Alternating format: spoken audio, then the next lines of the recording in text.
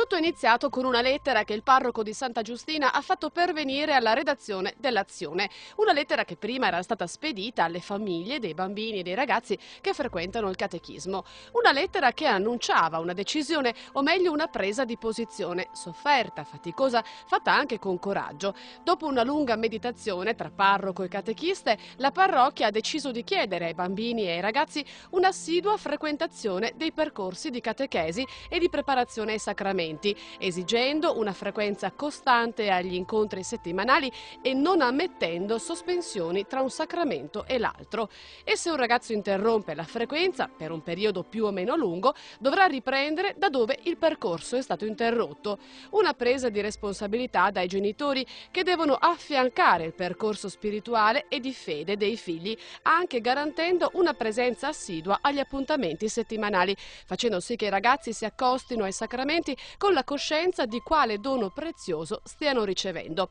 Abbiamo necessariamente sintetizzato la lettera della parrocchia di Santa Giustina, che sicuramente ha dato voce ad un bisogno di indicazioni pastorali in merito alla catechesi e che evidenzia anche la necessità di rinnovare la modalità tradizionale di iniziazione cristiana dei bambini e dei ragazzi. Di conseguenza anche la figura del catechista deve sapersi trasformare. Abbiamo chiesto a Don Andrea Sec, direttore dell'ufficio catechistico della diocesi di Vittorio Veneto, una lettura della vicenda in sé e delle prospettive che apre a livello diocesano. C'è una necessità dentro la catechesi di oggi di spostarsi da catechesi a primo annuncio, che vuol dire non dare per scontato che dentro i ragazzi e dentro i genitori ci sia già una fede che sta crescendo, ma fare in modo che la proposta che si fa di catechesi possa far nascere la fede stessa nei ragazzi e nei genitori. Questo sposta il problema di Santa Giustina, nel senso che almeno ci interroga noi come ufficio in questa direzione. Posso chiedere degli adulti e dei ragazzi di essere sempre fedeli a un percorso di catechesi una volta che hanno intuito che questo percorso di catechesi è qualcosa di vivo, di buono, di bello, di vero per loro. Se sono duro e chiedo fin dall'inizio una presenza di questo genere, dando per scontato che loro sappiano che cosa vuol dire crescere e gustare la fede, forse anticipo troppo i tempi. Questa era un po' l'intuizione di fondo.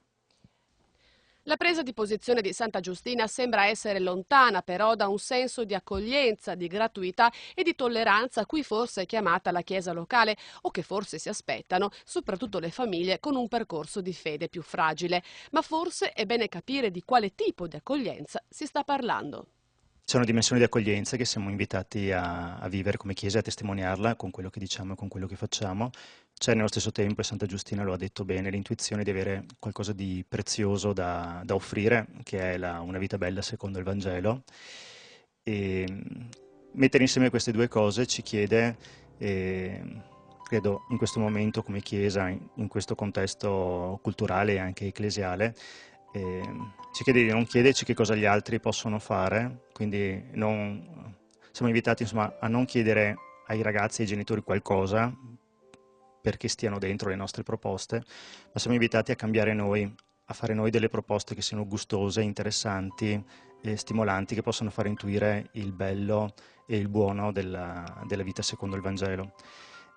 Quindi parlare di accoglienza in questo caso secondo me è poco, è quasi più necessario parlare di una conversione nostra come comunità cristiane, che siamo invitati a fare delle offerte sia ai ragazzi sia agli adulti, che siano delle offerte molto buone.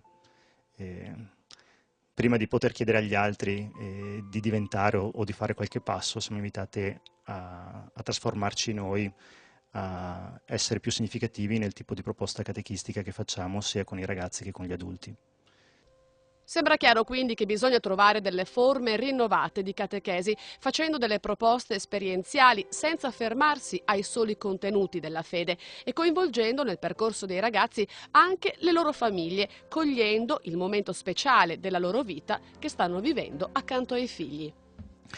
E su questa lunghezza d'onda, quindi di una catechesi che non sia scolastica e che sia esperienziale, iniziatica, e del coinvolgimento degli adulti facendo delle offerte di primo annuncio per loro, Ci sono delle esperienze che guardano la cosiddetta catechesi in 4 tempi di Verona.